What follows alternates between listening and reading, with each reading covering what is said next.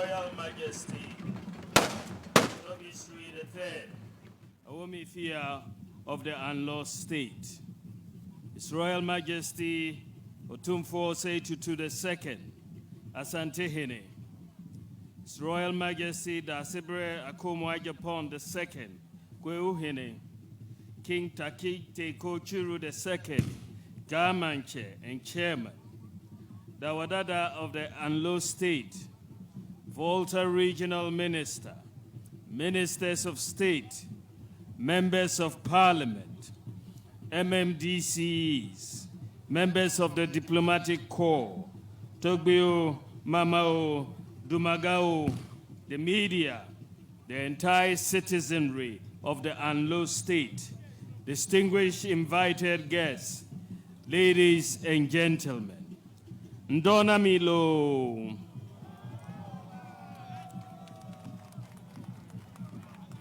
I am honored to be here with you today and a source of pride to be representing the President of the Republic, His Excellency Nana Addo Dankwa Akufo-Addo. I bring you his warmest greetings as well as his sincere apologies for his inability to join you all on this exciting and grand occasion.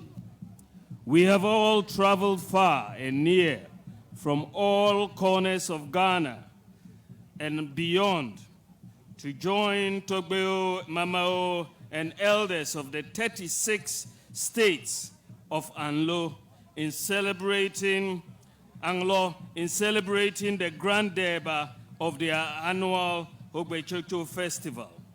I would like to take this opportunity to specifically thank and welcome His Royal Majesty Otumfuo-Osei-Tutu II, Asantehene, and the Kweuyene for making it to this festival. I can say that the historic records show that the last Asantehene to be in Anglo was Asantehene Kofi Karikari, and this was over 120 years ago. And therefore, this is truly a historic occasion to have Otumfuo-Osei-Tutu II to come.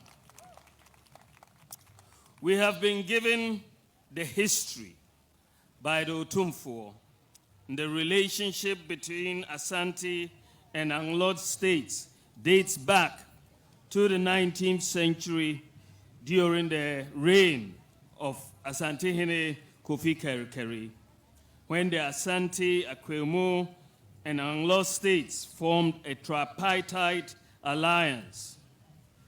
Hogbetsotso, as we all know, is celebrated to remember how the Anglos escaped the tyrannical rule of Togbe Agokoli about 400 years ago.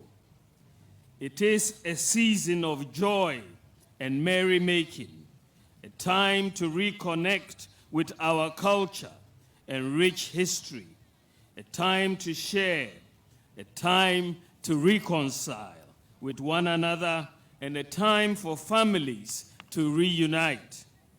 Indeed, we give praise and thanks to the Almighty for seeing us safely and peacefully through the COVID-19 pandemic. This festival has not been celebrated ever since the breakout of the deadly COVID-19 pandemic, which brought many countries, businesses, and organizations to their knees. But for the good interventions and measures instituted by the Royal Majesty Togbe Sri III and the good people of Anglo, this festival has once again seen the light of day. Togbe Chairman, the Anglo state over the past 60 years has strived and contributed in many ways towards the development of our dear nation, Ghana. So as we celebrate the 60th Hogbetsotso Festival today, we must look back even as we take stock of our achievements and challenges over the years and re-strategize on how we can further accelerate the development of the Anglo State and Ghana at large. Dr. Chairman, the theme for this year's celebration, 60 years of Hogbetsotso, united for development, sustaining our unique cultural commonwealth for the future generation. The organizers of the program could not have chosen a better theme than this. Cultural sustainability in itself has to do with maintaining cultural beliefs, cultural practices, heritage conservation, culture as its own entity, and the question of whether or not any given culture will exist in the future. The people of Anglo have come this far with their unique culture and tradition, and preserving such culture and heritage will be a legacy for the future and unborn generations. From their rich cultural heritage to cultural and creative industries, culture is both an enabler and driver of the economic, social, and environmental dimensions of sustainable development of our people. It is, however, a common knowledge that Anglo traditional area, especially Angloga and Keta, is one of the growing, well-patronized, and highly competitive tourist destinations in Ghana and beyond. Aside the enormous tourism potential of the districts, which draw hundreds of tourists here every week and several thousands every year, it is naturally a peaceful area to sit and relax. Distinguished ladies and gentlemen,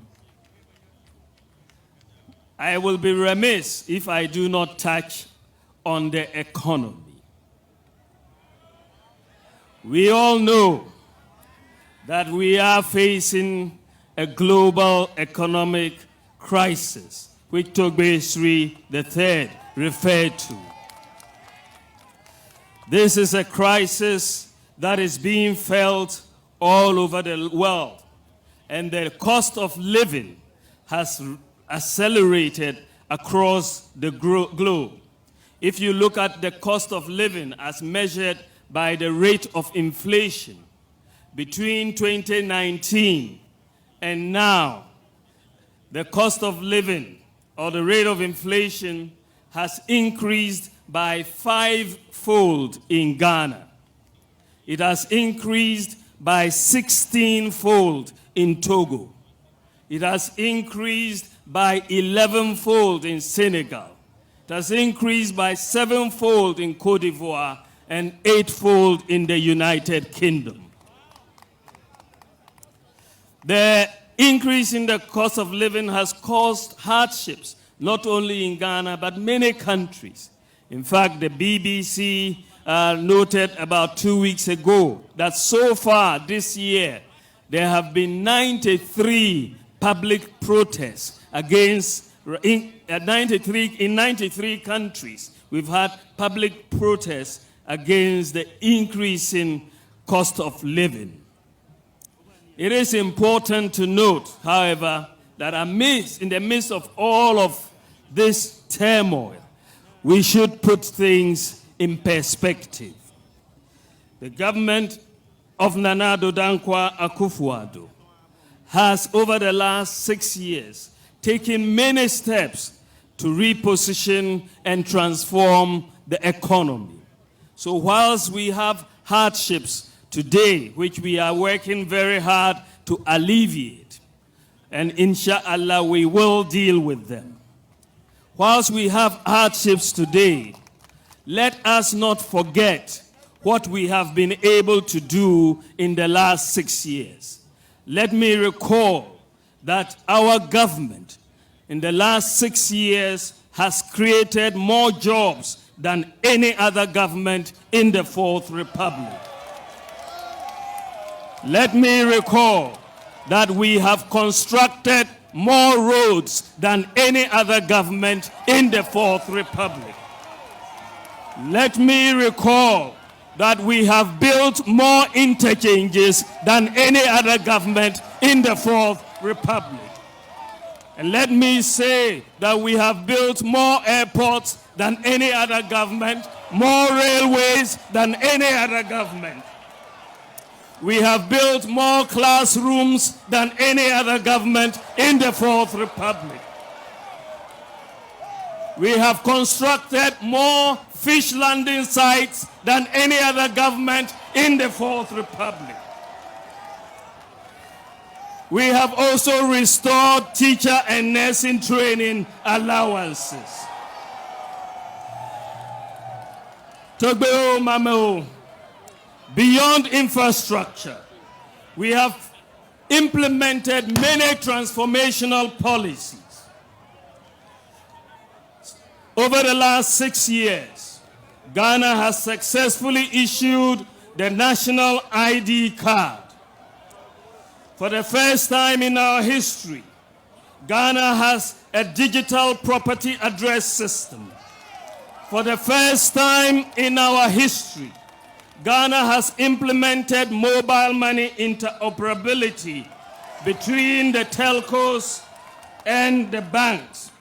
This is the first in Africa, and Ghana is the #1 country in Africa for access to financial services. For the first time in our history, any Ghanaian who has a national ID card can open a bank account sitting at home and don't have to go to any bank to fill a form.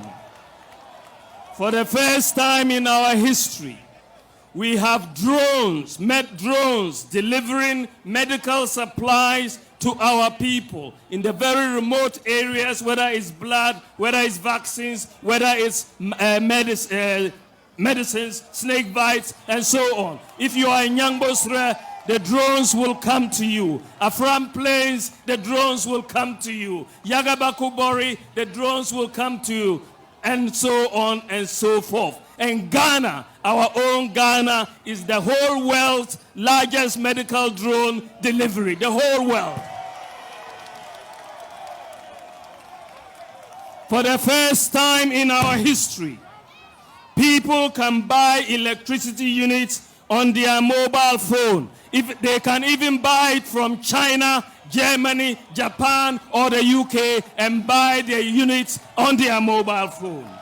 For the first time in our history, we have one district, one factory.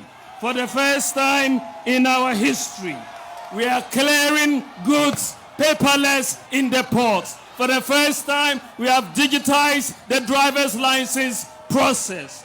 And for the first time in our history, Ghana has implemented the Ghana.gov platform, which is a one-stop shop for public service delivery.